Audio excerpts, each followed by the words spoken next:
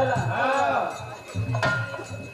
तू सरका लाइन में लगौले रहा तो ये सोने में सारे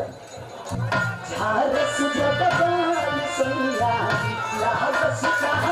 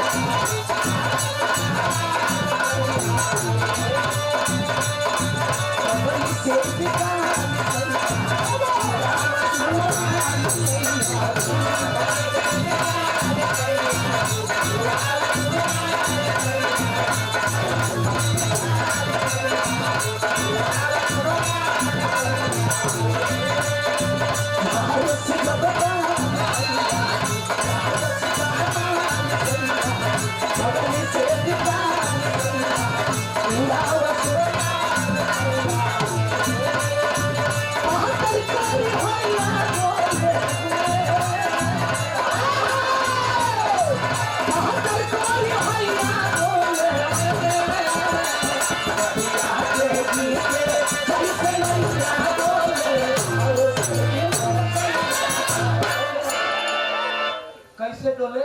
डोले में भैया तू काहे के गिर गई हो देखिए भैया डोलाई में कहीं डोल मत जाइएगा ये वैसा कहले के जरूरत नहीं कि अपने शरीर के कंट्रोल रखला के जरूरत है ऐसे अभी तू छोट बड़ा आगे जब ये हाल बात बाद में का होई नदी पहुंच ना पैबा अभी नदी के पौरे लायक उम्र लिखे भई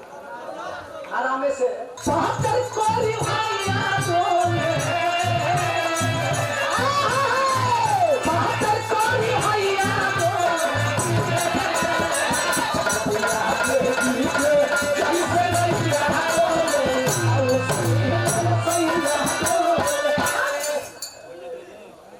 कैसे डोलत रहा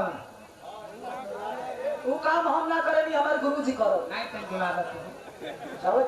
ये काम हमारे गुरुजी कर दे और आगे बढ़ो समय बहुत ज्यादा होता